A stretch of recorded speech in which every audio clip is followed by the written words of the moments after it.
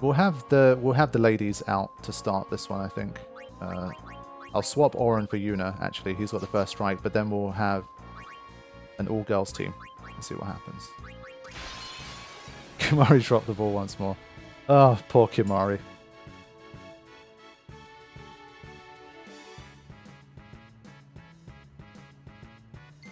Okay. Let's bring in Yuna. We need to swap Lulu's armor first, though, before we do anything. So let's just scan first.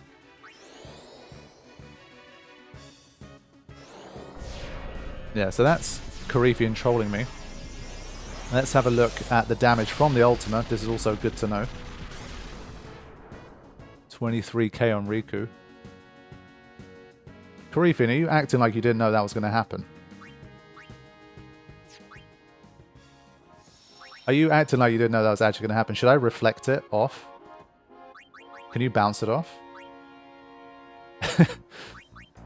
Yeah, Carithian's just turned into a Carithian mod. What the hell? Carithian, just you wait until I beat your mod. I'm going to gloat forever when I do that.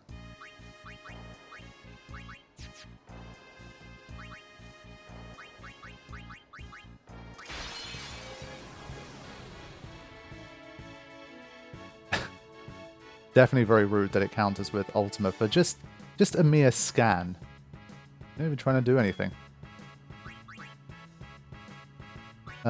Yeah, so let's change this armor first, just so we don't reflect the haste.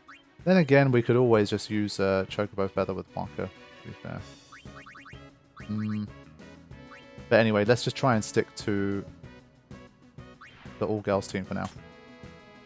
I think we're gonna... Ah, shit, it's the battle theme again. Hold on.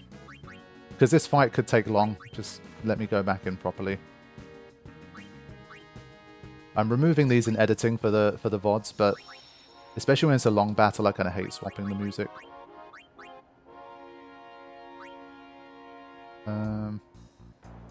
Yeah, so now I should be able to swap in.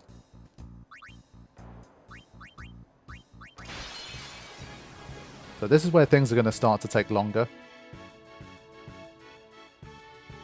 Why does this keep happening now? What the hell? See, now this is gonna be progressively more and more annoying in editing.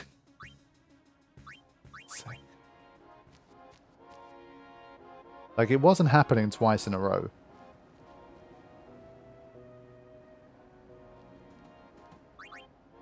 Come on. There we go. So it behaves differently every time. It's really weird. Yeah. This is all Carithian's fault. He's gone weirdly silent after trolling me like that.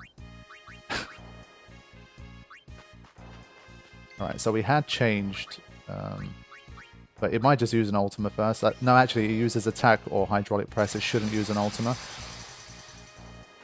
Yeah, so it might die here. Oh no, she has good defense.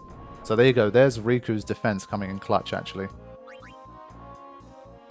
Now. Let's change the armor back.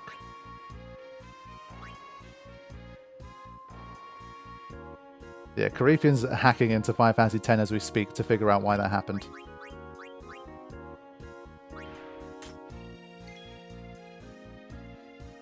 I thought Scan made it counter with the opposite of what it's weak to.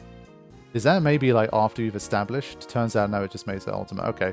So Carithian apparently made an honest mistake there. He wasn't trying to troll me. I don't know. You guys can choose to believe that or not. I'm not so sure. Let me double some HP.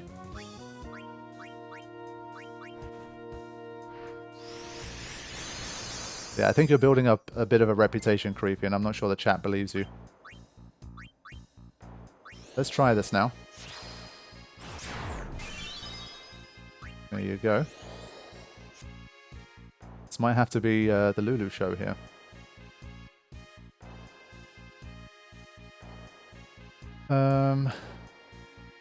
Reflect the scan. No, but we're not using scan again. We gave it a go. That's that.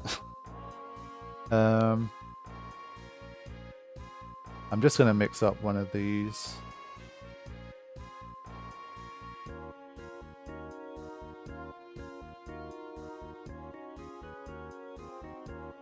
Basically, this stops hydraulic press being much of an issue as well.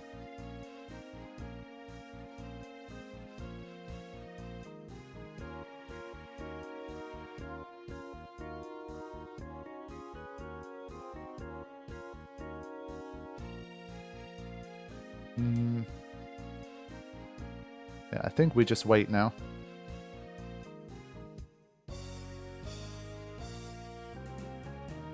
Oh yeah, she's going to start using focus, actually. It's weird. Greater Sphere has a whole gimmick around elemental shifting like Spheromorph, but it's ultra convoluted for some reason. Yeah, you can get it to shift elements and stuff, but it's definitely not like how it is for Spheromorph. But let me use some focus here. Improve the power of those drains. We might get Lulu to basically solo this. Basically, I think if anybody else attacks here, we end up getting Ultima counters. So by doing this, we completely avoid Ultima counters.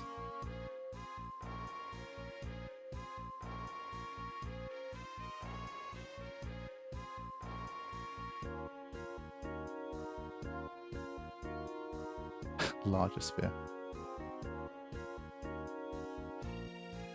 I think this is like 5 now.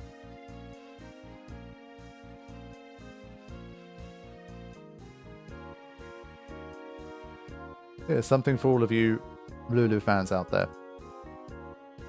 Now, I think you can't reflect Ultima. And Yuna doesn't really have anything else. I think maybe we just go Holy. Honestly, it might be the better call here. Did it heal from Holy? Let's test. This might set us back, but it's good to try. Yeah, it heals. That's annoying. And basically, if I use a normal Ultima here, it's going to counter back with an Ultima of its own. I'm pretty sure. So, and the whole point is basically if you stop it countering at all, then you can just do the entire battle freely. Because I think if you use an Ultima, then Drain's also going to start to be countered. So this is just like a little bit of a boring but a safe way to beat this guy. So the name of the game here is basically to not trigger any counters. They don't have to deal with the consequences.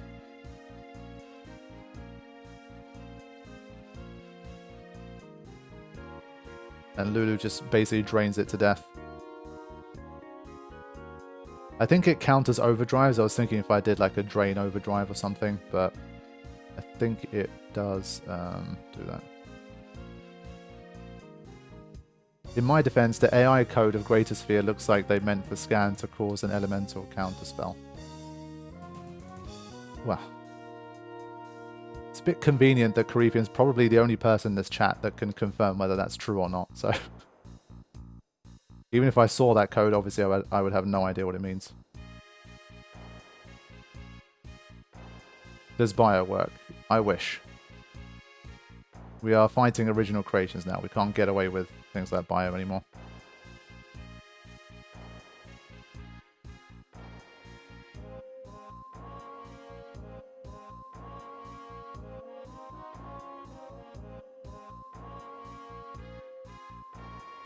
Yeah, so it's going to take some time. Unfortunately, even with 212 magic and magic booster, it still takes a little bit of time to do this.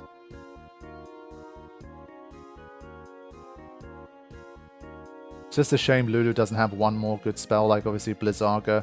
Even if it was weak to Blizzaga and its elemental didn't shift and stuff like that, it would be fine, but there's just nothing I can do here in terms of...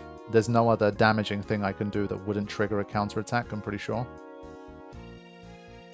Does anyone have Copycat or Flare?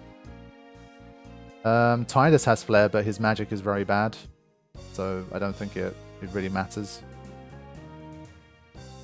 I forgot who has Copycat, though. It would be nice if someone with some magic had it, but I don't think that's the case. Let's just quickly check who even has it. Again, bouncing between Corefian mod and this one. You forget stuff. It's Tidus that has it as well. Yeah, it's a shame. Unfortunately, not too much I can do here. But I think I generally prefer this to constantly have the Ultima going off and then heal from the Ultima and then try to fight again. If you're like really, really high level and the Ultima basically doesn't hurt you at all, and you can just kind of plow through it, then obviously fine. But if you're in a position where Ultima's going to really damage you, and you're going to need to heal regularly, and then you can't attack again until you've healed again, it really drags it out. And it involves more steps, so it's just not worth it.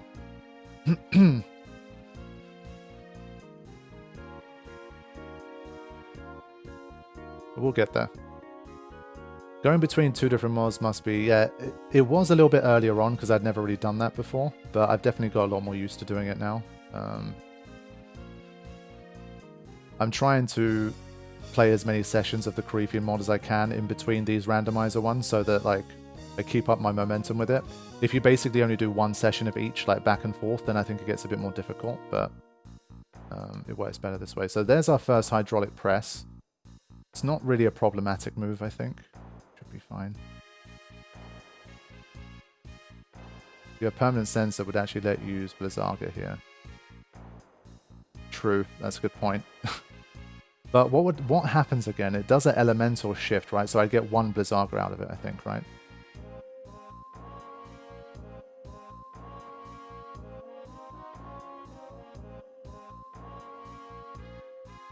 Although at the moment, I'm not sure I trust anything Corefian says.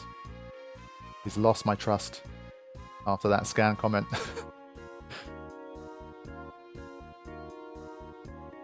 You were the chosen one, Corefian. That's how quickly reputations get destroyed. You spend years building it up and you put 1 foot wrong. Finished.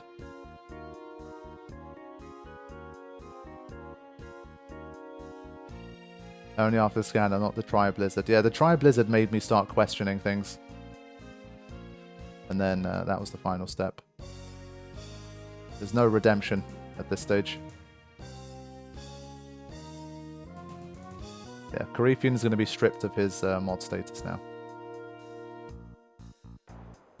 At this stage, he's basically officially an honorary mod until further notice. Until the Corefian mod is complete. Like, toggling him on and off as a mod is just too long.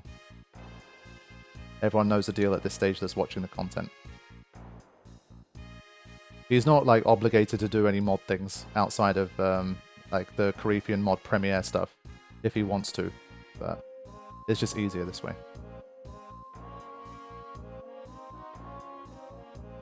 He's earned enough trust to be an honorary mod. But if he continues at this rate, I don't know, I might have to genuinely strip him of his modhood. Can't be having this trolling happening live.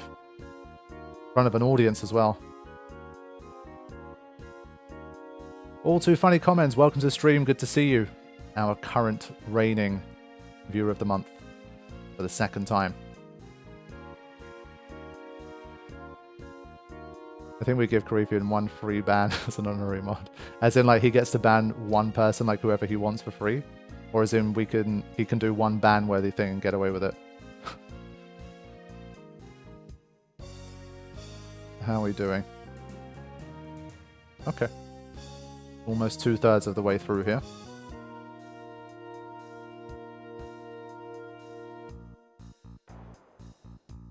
Yeah, he gets 1 free ban of someone. Oh boy. That's too much power. Even the real, like, Spear Unplugged mods don't have that power. That power is mine alone. Gotta have some perks. Is viewer of the month based on attendance in lives? Like, nowadays we leave the vote a little bit more open. Obviously, it used to be purely based on the 24/7 stream, but that was before I had a bit more of a regular streaming routine. And obviously, we've been doing viewer of the month for basically 6 years at this point. And if you do the maths, that's like over 70 viewer of the months we've chosen. And if you look at how many people actually are in the stream or watch the chat, after a few years, obviously, it gets more and more difficult to find new ones. And so currently we have a rule of anyone who's won a viewer of the month, they're not eligible again for 12 months, so we don't keep having the same people like winning over and over again. And it generally works well. But I think especially in more recent times, we've been like, well, I stream more regularly. I have the premieres and that kind of thing. So I think anyone who's generally hanging out in stream/premieres, anyone can be eligible at this stage, basically. So that's how it goes. So if you see someone who gets viewer of the month who you don't see very much in the 24/7, it's gonna almost certainly be because they're pretty consistent with attending these live streams and like maybe the Masters Mod premieres and that kind of thing. Does it include lurkers? Obviously not. Lurkers by default, we don't know, because it isn't literally based on how much time you spend there, you know. Obviously it helps to spend a lot of time there, but it's not sufficient in and of itself.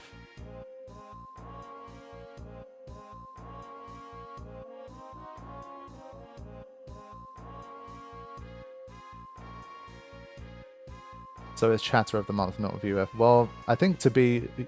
basically every chatter is also a viewer, so I don't think you need to get that technical about it. I don't think there's very many people who don't watch the content at all and that just purely chat and do nothing else. There's just no way for it. There's no metric to know who the viewer of the month would be. I mean, if you have someone who, for example, like if you had 2 people, you can have chat open without the stream.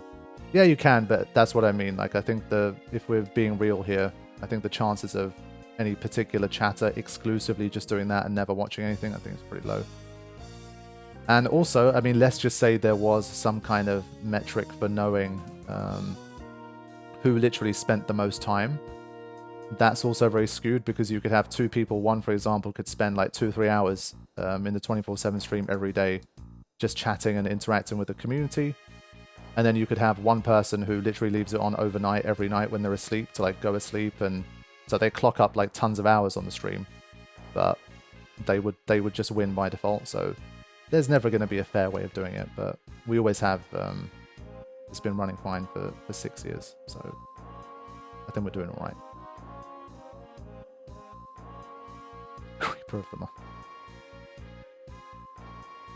Okay, we're 1 away. Now, I think the problem with this one is, again, if you're farming for Lux Spheres, the purple Lux Spheres, you need an overkill here. So this is one where, realistically, if you have more of a inclination to farm, you need to finish it off with something more legit. So, oh shit, I keep forgetting he doesn't have the other overdrives. I was going to finish it with that. I need to do an attack reels. Whew, still got it. I've been doing Aurochs reels way more recently. But the muscle memory for attack reels is still holding up. Yeah, I think that did the job. And this is why, as I say, in general, I'm not spamming overdrives for now.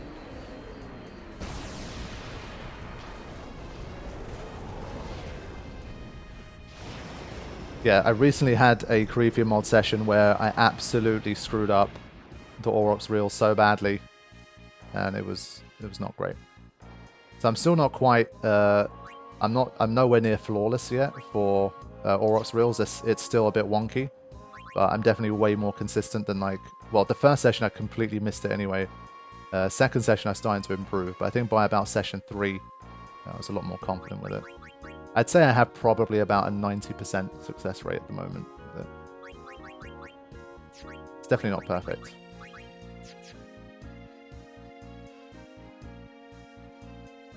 The one with the down. This was a much later session. I've definitely made a lot more progress. As I say, in between these live streams, I'm trying to spend time doing the Corefian mod as much as I can.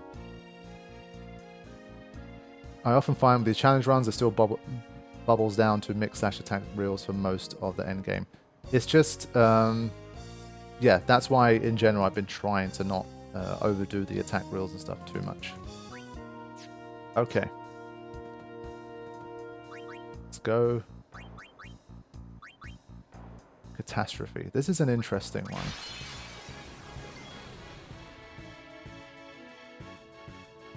Now, this one, we have to get it down to about 1.7 million in order to make it come out of its shell. I think while it's in its shell,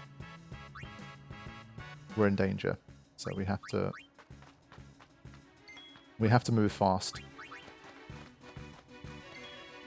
So I'll just begin straight away with some of that.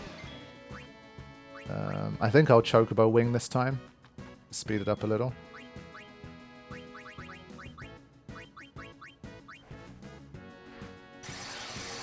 Most physical overdrives do the damage of 4 normal attacks at most. Attack reels does damage around 10 attacks. I genuinely think they probably thought people would struggle more to get like the 12 hit attack reels. Maybe like when they were testing, like they would just test to see if they could get it, or like once or twice, and like the people there, like they didn't spend enough time on that specific thing to try and master it.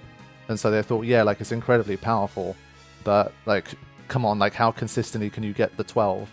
And maybe they underestimated players' ability to learn how to do that. And so if you can obviously hit it with like 99% accuracy, then it's going to make a huge difference. So I do think maybe that was a factor. That's like one of the only explanations I have for it, really. Now, another thing we need to do is that once it is out of its shell, we kind of need to be careful. Because it does have some powerful abilities. So we're gonna make it in time here.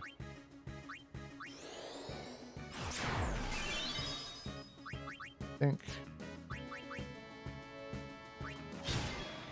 Let's start to.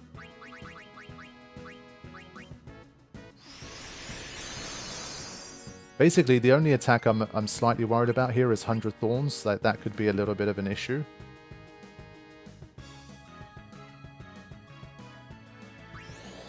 Like, our damage output is excellent, and agility-wise, we're very quick, so we should be able to kill this guy pretty fast, but we just have to be careful with 100 Thorns.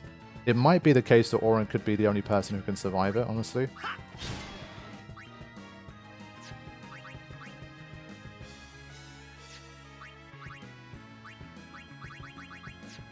Use an item, it's a bit quicker.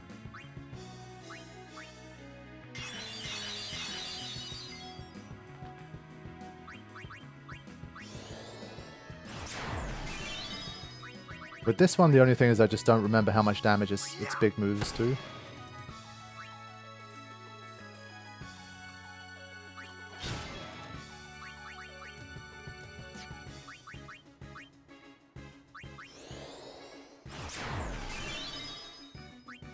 So I think we're right on the limit here.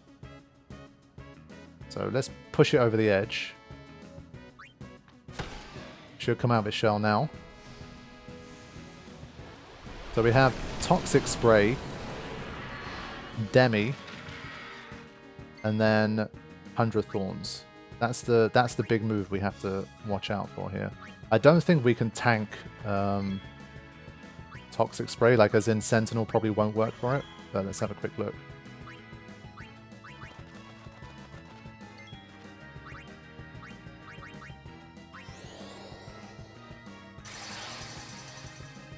So, Toxic Spray hits Auron, okay. Not bad. So now we can stay on the attack. It's Demi next anyway. We keep going. But I think 100 Thorns is the one I'm a bit worried about. And yes, Tidus just missed there. I think you can miss now and then. You have to be a little bit careful. Nice. The fact that we can Sentinel definitely makes a big difference, I think. I think for more damage, we just bring in Lulu here again.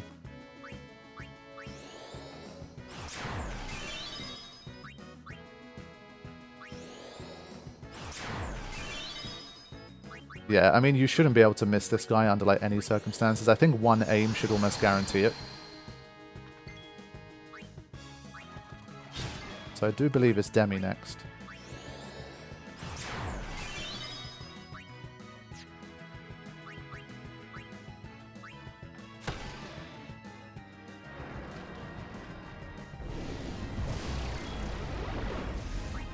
Okay, so 100 Thorns is next, but honestly, it won't get the attack. I think we'll kill it anyway. So we should be fine. Are we hitting still max damage? Let me double check. Yeah. I think we're good. It's just so slow. I do think that's the one thing about this guy that they should have improved. I think its agility is simply too low.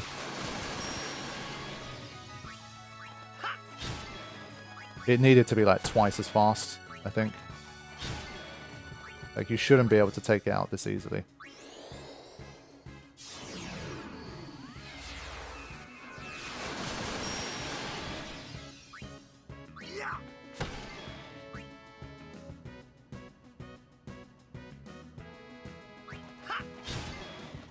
Yeah, and I think also 100 Thorns is one of those annoying moves because it has like an extra critical bonus or something like that. It hits really hard.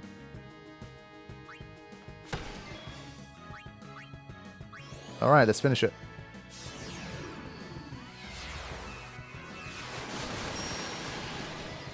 Nice.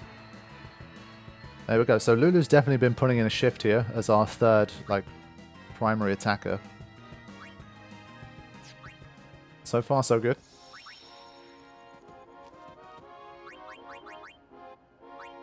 Alright. Now, I think next maybe I should take on Shinryu. Let me have another check here. Basically, these three are the toughest. Shinryu is generally easier, but Shinryu is more RNG reliant than the others. Let's see. Let's give Riku the first strike. Auto Phoenix. Yeah, I think without the Auto Phoenix it's going to be a bit annoying, but let's see what we can do. Hey, Princess Magical, good to see you. Two iconic 80s movies, The Goonies and I think I've seen The Goonies, but it was so long ago. I don't think I've seen Neverending Story, to be fair. 80s is not my strong suit when it comes to movies. Thinking, is there anything here that's worth putting on? Maybe the defense?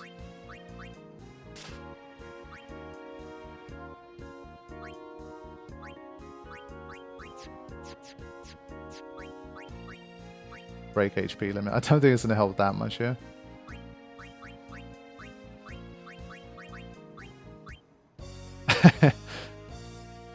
At least even I know this for this one, Caripian's trolling.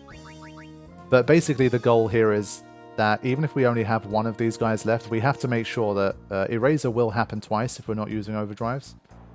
We just have to hope either Tidus or Waka is the last one standing, and then from there we should be able to finish it off without overdrives. So let's see if we can trade. Right. So we can get hit by Shining. We have to be careful.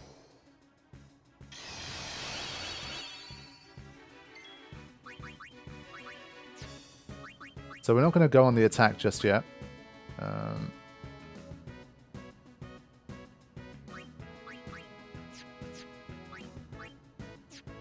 Might as well just use this shell. We're not going to do much else. Thank God one of these guys has use. If in this randomizer, like, none of them had use, we'd have to definitely rely a lot more on, like, auto haste armors and that kind of thing.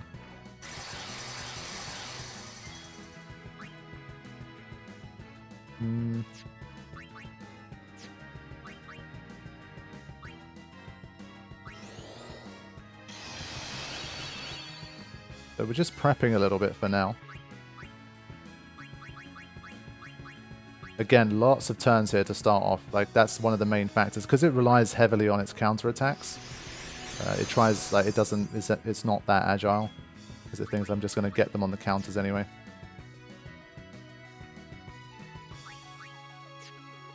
In order to make Drain hit for max damage, you need the best possible magic damage weapon and be attacking a mental broken target. It must be pretty crazy to even see a max damage Drain. It just feels, like, insane.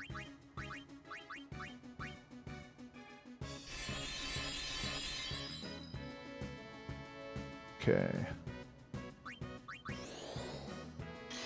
Basically, the idea is to have double HP and protect on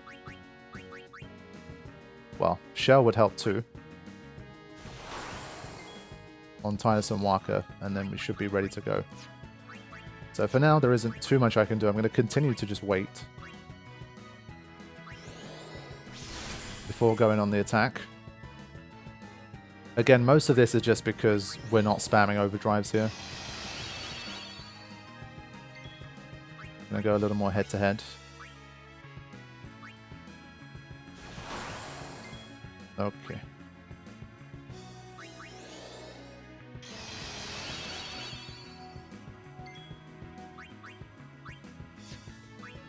I think we can just start to go for it now and see what happens. 2 million HP. 6,000, yeah. So we basically need to attack, heal, otherwise we'll be in trouble.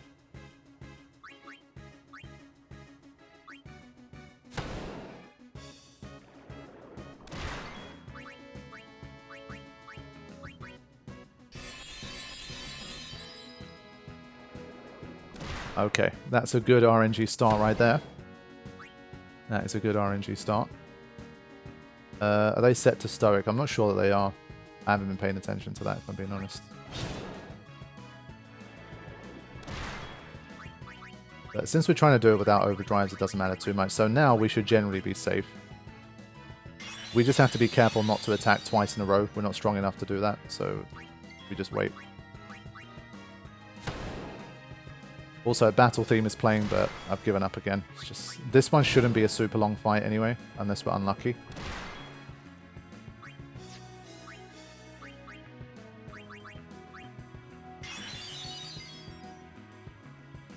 I do think it's a good challenge to force the swimming party in for one battle, even if you have good other characters. Yeah, it's true. But I think most people would probably still have Tidus doing well. So worst case, like I think a lot of people would have a very strong Tidus that they could use. Could mix an Ultra Novel for the cheers. Yeah, you could, but we're going to do it no overdrive. Make it a crazy challenge.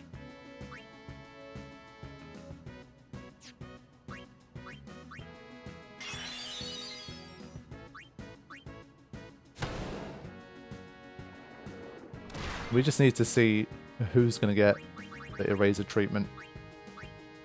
If you have Auto Potion here, this is another one where the fight would be way easier. You wouldn't have to waste any turns healing.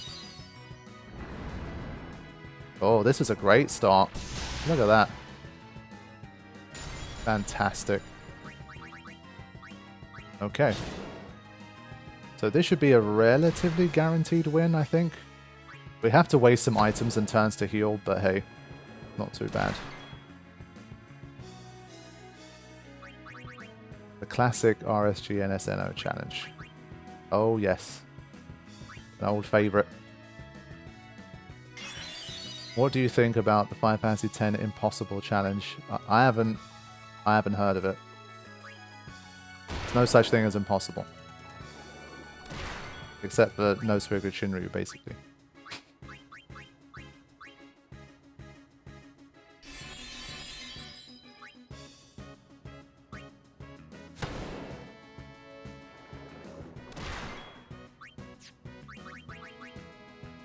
Yeah, we've got one more turn each to heal after this. I want to see how much damage Shining does, because these guys have pretty bad magic defense. Use only high pillows, then it'd be too easy.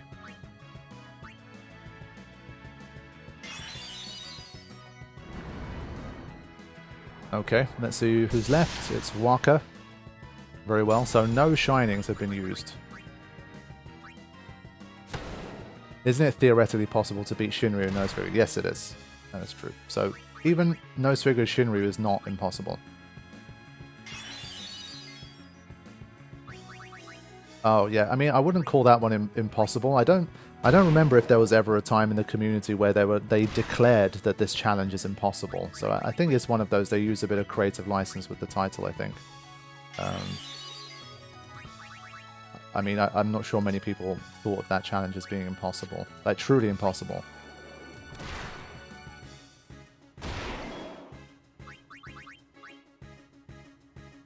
Should be able to survive. When are you attempting No Sphere Grid Penance? For me, because I could never beat No Sphere Grid Shinryu, I never tried No Sphere Grid Penance. I think No Sphere Grid Penance is another one that's like, in some realm of theoreticalness, it is actually possible. Yeah.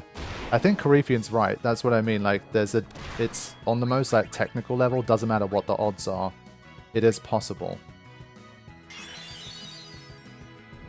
Okay, Shining. I hope this doesn't kill me, otherwise this would be a big waste of time. Okay, we can just about hold up here. That's fine. We're good. We should be able to finish this off. I think that the impossible challenge sounds a bit like attack. It's much harder than attack only. Like, it's definitely a hard challenge, but I think impossible, it does make it sound overhyped, I wouldn't say. It took a very long time to do. But much like it, I think it's harder than, it's a harder version of, say, No Sphere Grid Dark Aeons or Dark Anima. And what I mean by that is that, like, it requires, the reason that challenge was unbeaten for so long is because of what you needed to happen in the Brassels Fine Leon fight. Like, it's another one of those, it's a little bit like No Sphere Grid Dark Anima, where there's pretty serious RNG involved in getting the turns that you need. And no matter how good your strategy or your execution is, a huge number of turns or like combinations or whatever will result in you failing regardless. And so it does come down a lot to RNG once you've nailed down the strategy. So I think that's kind of how that one works. But there's definitely a lot more, I think, like game knowledge and preparation and skill and all that stuff involved than, say, No Sphere Grid Dark Anima, which was much more just, it's like 99% luck, because like the luck that you need to have any chance of winning, even if you pick all the right moves, is just insane. So that's why I never ended up doing all of like the extra thousands of hours of training up your Aeons and all that kind of stuff, because it's just, at the end of the day, it comes down so much to RNG that there was just no point spending thousands of hours on an RNG test, so just didn't do it. Yeah, please don't get yourselves banned, guys. Erica is, especially if she's around, you need to be careful. Okay. Nano X, welcome to the stream. You have been a fan since 2012. Wow. Holy shit. So you must have seen some of the true early stuff. Honestly, still stunning that No Sphere Dark Anima has been. Honestly, no one is more surprised about that than me. I mean, I haven't watched the fight back fully in a long time, but it's one of those where it's like the RNG is just, it's mythical. Like that kind of, I'll never be that lucky in anything ever again in my life. It was just insane, because like the run wasn't even that great in terms of like, there were phases in that fight I remember where it was like it was going so badly, but somehow I was still hanging on. And it's like, if it was like, you need like mythical RNG to have any kind of chance, but it wasn't that I got so lucky that it was amazing, like as in it made the fight relatively easy. Because I think, again, there's RNG variants where even that fight, you can get through it with like way more Phoenix Downs left over, or like less shield Aeons, or just less trouble, like less kind of life or death situations, etc. So in that sense, it was just insane. Like that attempt should have been abandoned on like 50 different crossroads, and somehow I kept crossing over every time. And the best kind of example I can give for that, let me just do a little kind of interlude here, is when we did, I think it was 15-year anniversary stream. I gave No Sphere Grid Dark Anima some attempts, and literally the first attempt that I did live on stream, we did something like 3.5 million damage. And I kept trying to explain to people like how insane even that attempt was. But some people, I guess sometimes you just get lucky. Like with me, I guess I just had the RNG, you know what I mean? Like even that 3.5 million attempt, people will spend hundreds of attempts to do that single attempt. And I managed to do it first time on a live stream. And so for some reason, it's just like I had the RNG, I had the luck with it. And so I don't know, it's hard to explain because it is so luck reliant. It's very difficult. Obviously, I would say The most technical side of it is that there's a lot more decision making involved, but sometimes it's kind of like knowing the fact that one gives you, I don't know, 20% chance of survival and one gives you a 50, and knowing which one is the 50%, but then still relying on luck to get you through that 50%. And so No Surrogate of Dark Anima is just a lot of that stuff, and it happens again and again and again until you win. And so it's extremely tough, and it's the kind of thing I'm almost absolutely certain I will never do again, never be able to do again. But the fact that I got like over 3 million on my first attempt in front of a crowd, like having not tried the fight in like over 10 years or something, was insane. So I do have a bit of the RNG gods on my side when it comes to that fight, for some reason. But yeah. Daniel Edelstein, thank you so much. Appreciate it. Glad you're enjoying the content. Yeah, it was meant to be. I mean, there's not too many channels on YouTube that literally have an acronym for a single fight, and it's their sole reason for ever being on YouTube, you know? Like, it's one of those, I guess I manifested it to some degree as well, right? I literally gave my channel that name. Like, that was the goal. And we did it. But it's still alive. There's still more people trying to do it, and I feel like it would be super cool to see someone else do it someday, because it is so luck reliant. It's just like, yes, of course, it's one of the most incredible things I've ever done. But since it was so luck reliant, it would be nice to see other people who've put in way more time than I did end up getting a win and kind of sharing it with those guys. I've had kind of the quote-unquote glory of being the only person to complete it for a very long time now. I think it would be very cool to see someone else do it. And if I hear of it, I will definitely be sharing it on the channel, because it truly is an amazing feat. Okay, let's get back down to business. And this time I think we'll probably get our asses kicked a little more, because we have the true difficult bosses left now.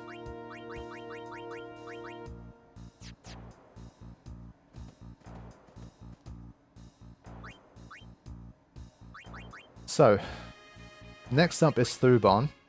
3 million HP and some very, very deadly moves. Now, the biggest trouble I think with this guy is Confusion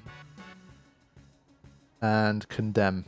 Condemn is the counterattack of this guy, but I believe it kind of works similarly to how Greater Sphere and its counter works. The reason it's such a big problem is because Condemn does a lot of damage.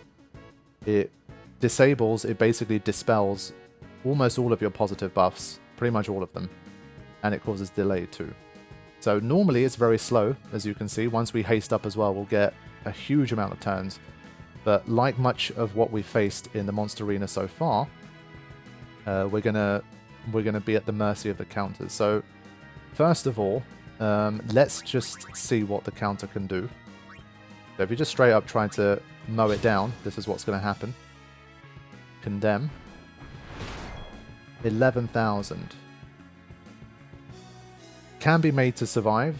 As you can see, Auron very much okay here. Honestly, you could probably find a way to spam your way through like this. Probably doable. But honestly, this is another long fight, so I think I might come back and fix the battle theme. I think you can literally just do this. Only problem would be is that Auron doesn't have auto haste, and if we put it on manually, it's not going to survive. So I think, let's just see, I think Auron might be a bit of a, he might be able to just tank most of the fight here. Hey Andrea, welcome to the stream. Glad you could join us. Yeah, look at that tankiness. What gangster.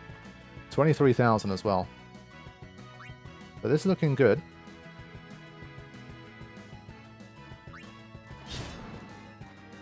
So honestly, I think the Auron tank, I mean, at the end of the day, this is what we built him for. 6,600. I need to basically pay attention to what his, like, you know, best options are. But I think that's not bad, you know. But yeah, let's try and get rid of the battle music. Last time leaving here and re-entering got rid of it. So I think what we might try here is just have Auron basically tank everything. But we'll give him a few buffs first.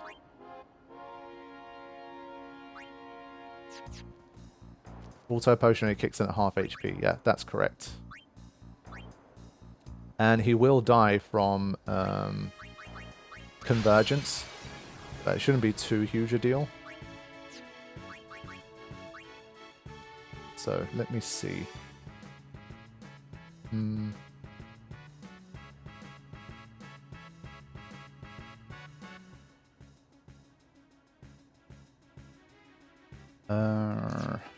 What's the best way to... I think was Kumari the one that had cheer? I think it was Lulu, right? Yeah. Okay, so I think I'm going to try and set up a bit of a team here. Kumari has cheer in the Caribbean mod, but not in this one, unfortunately. But why is the battle theme playing again? Ugh. It's one of those, I'm so used to hearing it, it takes a while for me to click in that I shouldn't be hearing it, because I'm like, of course I'm hearing it. That's what you're supposed to hear. God damn it. I hate, that's been the worst thing about this bloody Monster Arena. I just don't, it just seems almost randomized whether it plays or not. I just don't understand. Sometimes you leave, you come back, it doesn't play. Sometimes you do something else, it plays. It's just like, what the hell? Nope. And I think even that window there, so I instantly fled, I think even that like 7-8 second window is enough for content ID to pick it up. What a nightmare. I might edit out this entire section. Use double speed. Let's try that. Maybe that's a bit of a fix. It probably isn't, but we'll try anything at this point. Start with this team again.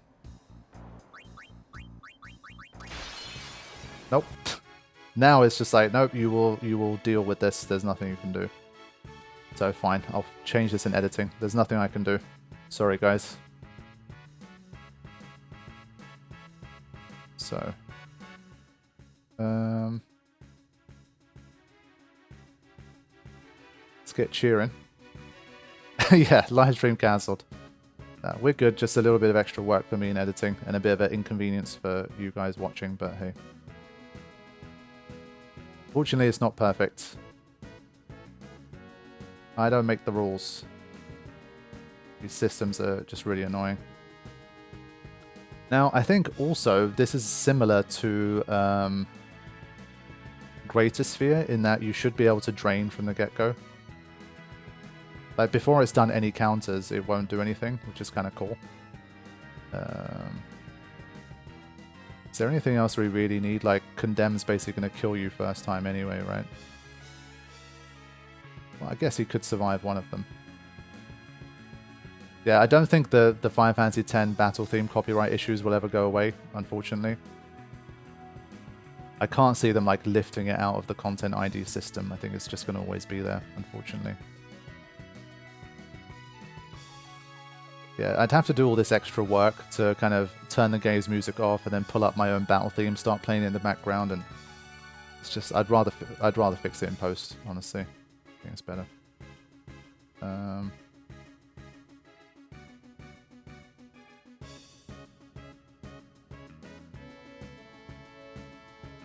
Right.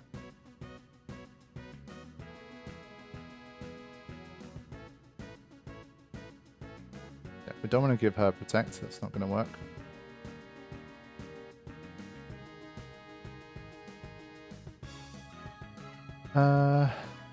Let's just wait a sec.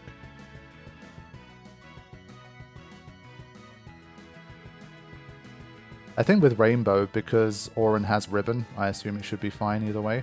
Now, I think from here, let's just get back in. So I'm going to go on the attack soon.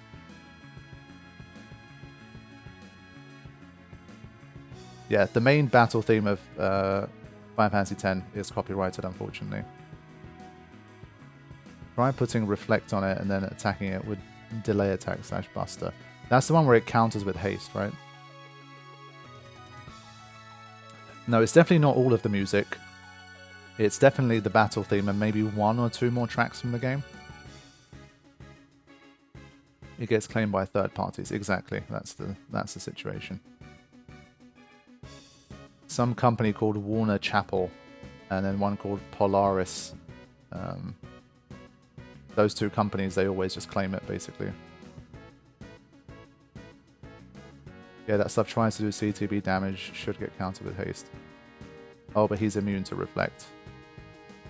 Yeah, Coryphean not having one of his best days today. Even the mighty Coryphean makes mistakes sometimes, right? We'll give him the benefit of the doubt. Okay, I think at this stage, let's just start attacking. Condemn, we should survive now. Well, Waka should survive at least. But look at that delay. You see it? It's huge.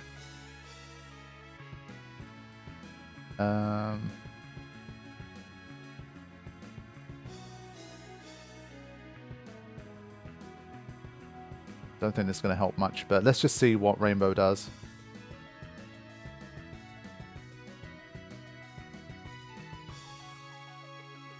Yeah, I think honestly the Auron tank strat is not the worst in the world.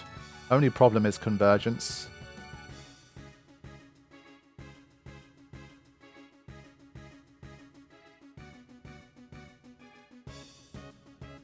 So we'll keep going for now.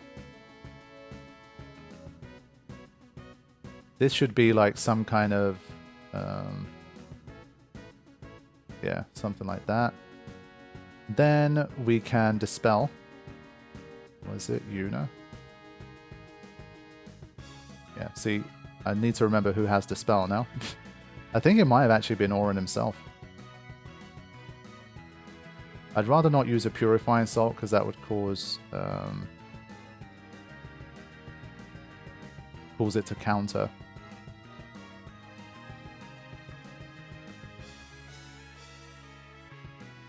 Only problem is Dispel also costs MP. That's a bit annoying. What's the best way to do this? Still need to check who has Dispel. I think it might be Auron, honestly. Yeah. That's kind of crap.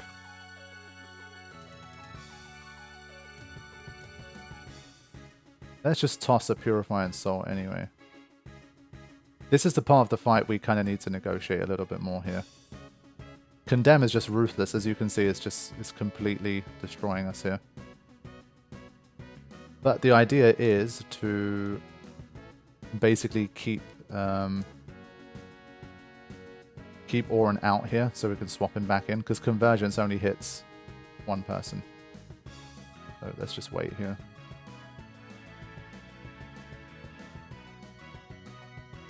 Right, there it comes.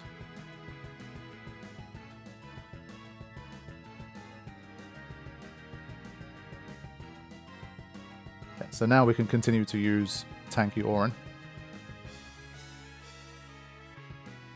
That was not what I should have done there. But hey, he's doing pretty well, I guess. Honestly, if he could survive Convergence, he could probably solo it.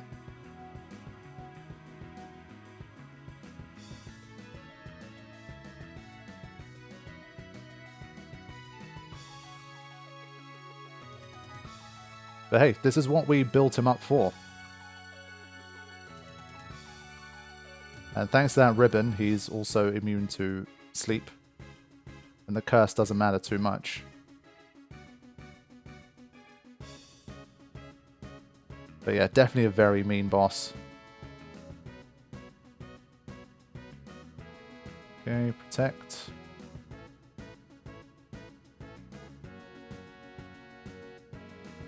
Let's just wait a sec here. Auron the Legendary Sponge. Yeah, he is definitely doing some tanky work. Yeah, he's the Dispel guy as well. Wow. Should be no counter from that one. Okay, good. But he's going to be in the front line for Convergence. Honestly, I think his HP is high enough that it doesn't really matter. I don't think we have to get him out of there. We'll manage. Oh no, that was a mistake. I forgot. No. Damn it.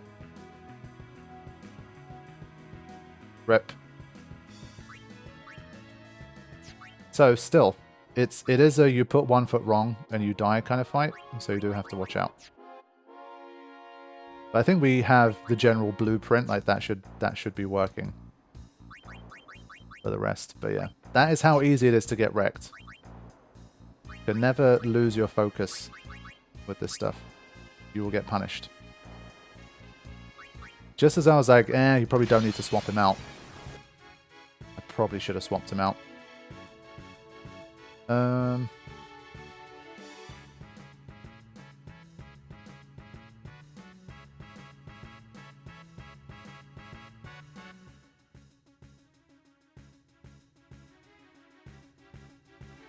Could also try attacking with Reflected Holy instead. Yeah, I think basically that's another strat that I was thinking of. But with this one, we have to be very careful not to trigger any counterattack. So basically, you guys saw there, that's one strategy that can most definitely work against it. But Coryphean strats today have been poor, but I do think this is another way out. It's going to look a lot like the Greater Sphere fight. So what we're going to do is...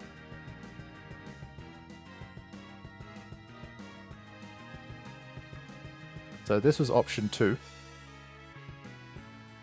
Basically, I think, as long as we have characters who won't counter against this guy, it should be alright. But let's see.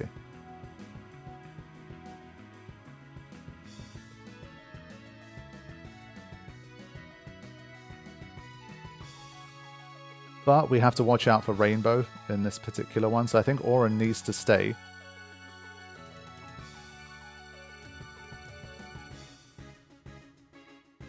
I just think there was a thing where it starts to counterattack after a certain time.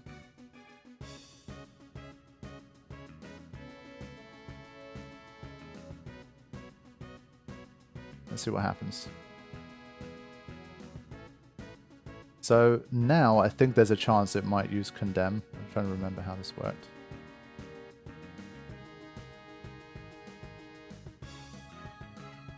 Yeah, so that's the problem. That's why that strat isn't quite as good. I forgot exactly what triggers it. It works a little differently to Greater Sphere, I think. Yeah, for some reason for this fight it refuses to turn it off. So now that it's done Condemn once, it will keep doing it again. So I think this is a good strat, but basically what you can't do is have Auron counterattack. So we might need to change Auron's weapon, but keep everything else the same. So let me just show you guys what happens here. Once it uses it the first time, then it will keep using it again and again. So that's where you have to be careful. So let me come back one more time here.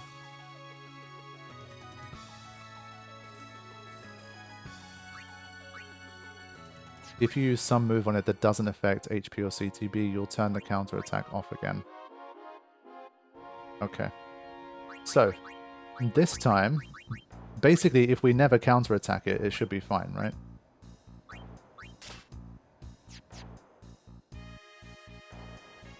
So let's try one more time here.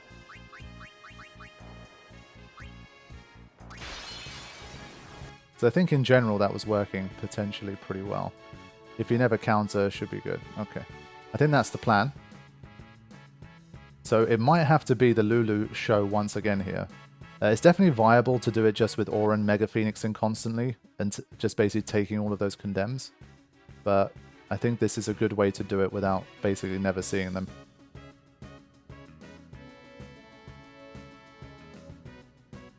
So yeah, you've all got front row seats to another Lulu special here. Let's see if she can do it.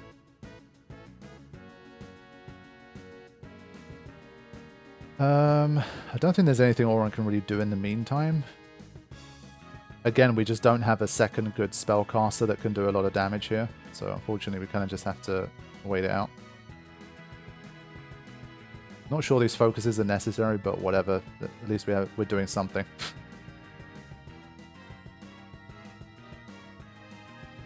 Princess Magical, thank you for the donation. If you play the Silent Hill 2 remake, If there's Born from a Wish scenarios DLC, please play that to re-add the experience. It's one of those big unknowns. At this point, I've officially applied for a code for Silent Hill 2 Remake. I do think it's pretty much the perfect Halloween game for this year. So I have applied for one, but when I'll receive it, how it's going to fit in, I have the Japan trip in October and stuff. I really don't know exactly how things are going to work. But there is a strong chance I could play Silent Hill 2 Remake. I'm just worried that I never played the original, and I never played like the first Silent Hill game. I don't know too much about them. But I'm just a little bit worried that, like, what if it's a bit of a crap remake? But it's kind of like you just have to see, right? And while the timing is not great, usually, obviously, I try to do the Halloween series on Halloween, but the game comes out, I think, on the 8th of October. And so kind of sitting on it for 3 weeks when it's a fresh game also seems a bit stupid as a content creator. So I'm not fully decided on how I'm going to handle things yet, but we'll see. But this strat, so far so good. We're not seeing any condemns. So that's good. All of October is a Halloween series. Yeah, I mean, we could just kick things off early and the series will still be running like when it's actually Halloween anyway, so I think it could definitely still work.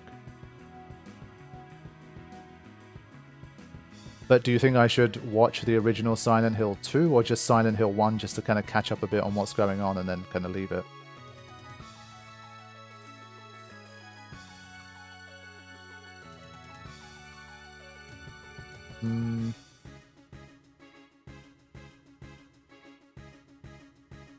Yeah, another ribbon would have been nice here, but we'll manage. I guess if we never see a condemn, then his haste is never going to be taken away. I should remember that, actually. Hold up. So let me take Lulu out briefly. Silent Hill 2 is not connected to 1. That's good, I guess. I don't have like the time, or I can't really bring Silent Hill 1 to the channel and stuff. Maybe I'll play the first one on my own time, we'll see. Okay.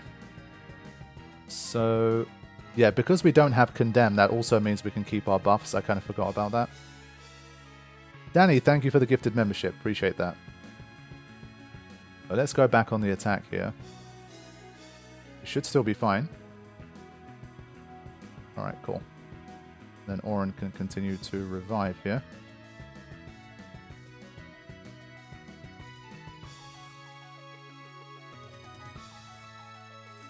But anyone who's seen like the previews and stuff for Silent Hill Remake, Silent Hill 2 Remake, what do you guys generally think of it? Is it looking good?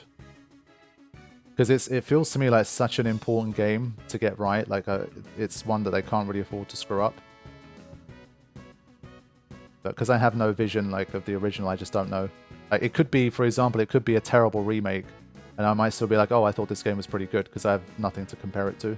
So I just don't know. Should be... Is it Convergence now, or is it... Let's just see. Protect. Okay, that's fine. Quickly sort this out. I'm having to focus a bit more on the fight. You guys saw what happened last time when I didn't focus. So I might lose the chat a little bit.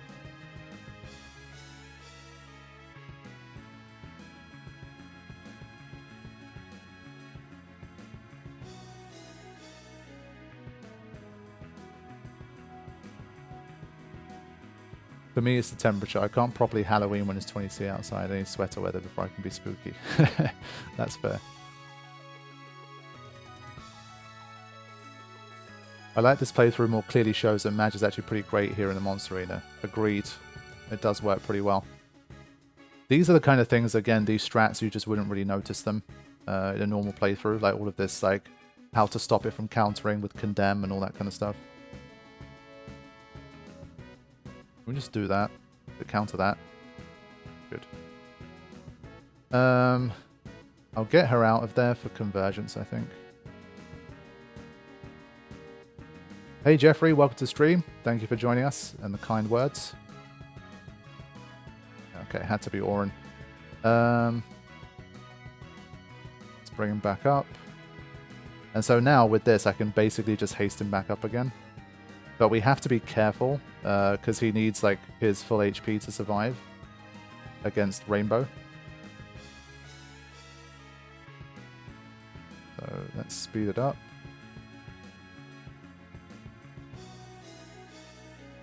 Obviously, because it's so much HP, even when you're doing maximum damage, it takes a long time.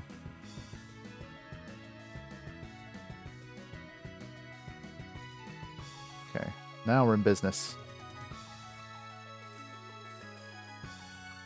What I've seen so far of Silent Hill 2 is it's very reminiscent of the original. It brings good scary vibes. I mean, it does, like, I think I've seen one trailer of it or something, and to me at least, like, atmosphere-wise, it looks and seems pretty cool. So I think that's at least a good sign.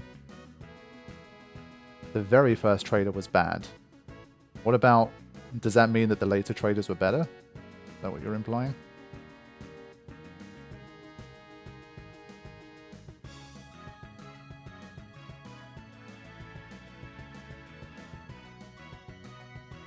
That's this.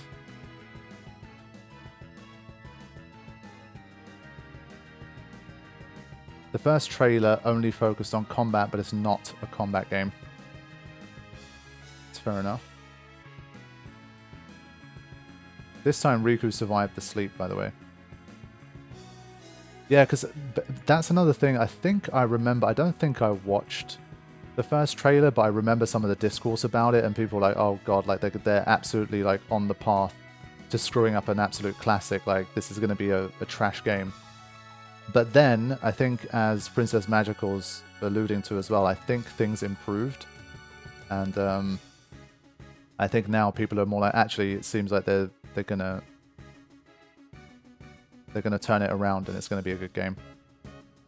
But that's why I'm a little bit torn. It's kind of like, if it does end up being a really crap game and like a ruination of a classic, then it's gonna kind of be a bit shit to bring that to the channel. But hey, I think the timing is right, and especially if they do give me a code, it's like, I feel like I should give it a go, right?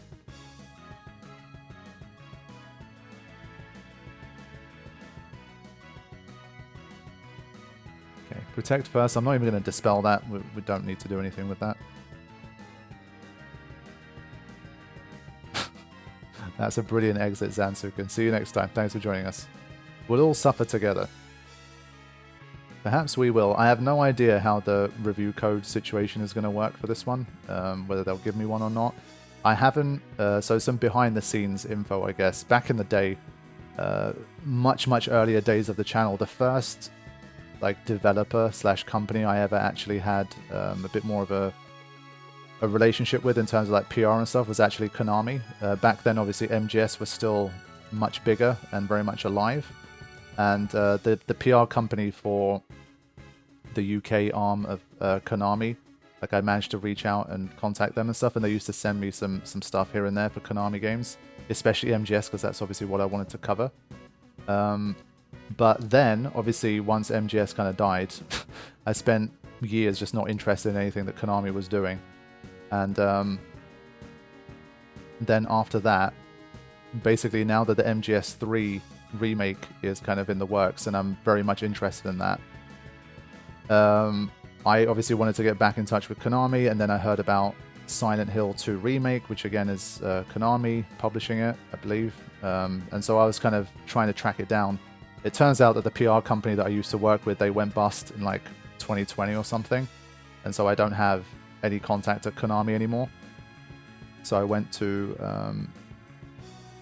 try and find like a new contact kind of thing. And the way it works these days, behind the scenes, like a lot of this like review code and this kind of business, it used to be a bit more of a personal touch. Like you had someone within the company that deals with like PR and marketing and that kind of thing, and they would give you the code. But nowadays it's more of a like, oh look, we have this kind of automated system and you can apply for a code and that kind of thing. And they sent me basically their sort of automated system. And so I put in a request through that automated system. And I don't know what it would give it out based on, or is it just release date codes, all of that kind of stuff. So we'll have to see, but it's not quite how it was before, let's just say. Well, I think to be more accurate, I think the criteria for it to be that way is way more than it used to be. I think let's just say, I mean, put it this way, in 2013, when the channel was relatively tiny, I got like literally a copy of Metal Gear Rising early. They sent me all of this merch, and they told me to run this like launch party, like call some friends over, play Metal Gear Rising, take some photos of it, that kind of thing. And my channel was nothing back then. Like nowadays, I think to get that kind of treatment, you need like 2 million subscribers or something, and then they're more than happy to kind of deal with you personally. But outside of that, I think it's very different to how it was. The criteria is just much heavier. Like if you're not in that kind of upper echelon, then you basically kind of, everyone else is treated roughly the same. Like whether you're kind of a hobbyist and you have like 5,000 subscribers, you're enjoying yourself, trying to grow, or whether you have 200,000, oftentimes you kind of get lumped into the same pool. And that's good for obviously the smaller content creators trying to come up, and I definitely know what that's all about. But obviously for us more established people that do it full time, it just makes things more difficult, of course. Right, I think we're still in a good position here.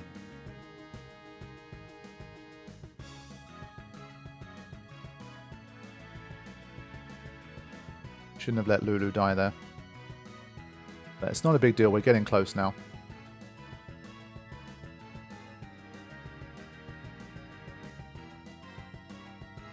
Speed up again.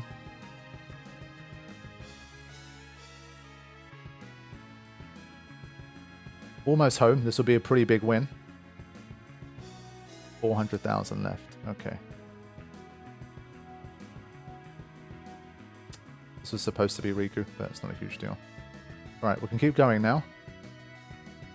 Since we were doing max damage anyway, losing the 5 times focus, it doesn't really matter.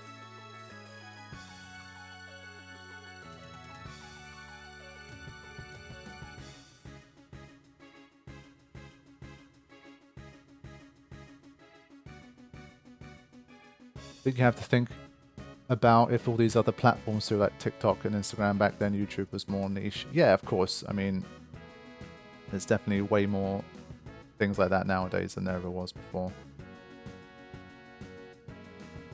Okay, a shell came in this time. That was a nice move, but we can obviously dispel it. There we go. Almost home.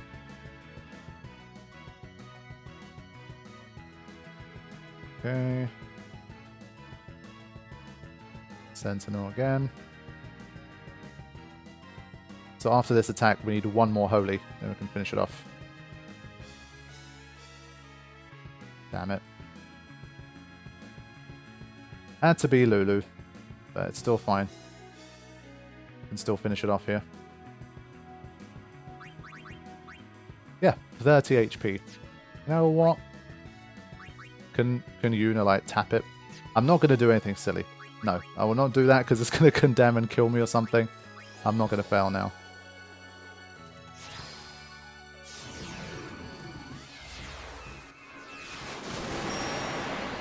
Nothing fancy, just getting it done. So, hope you guys enjoyed the Lulu show once again.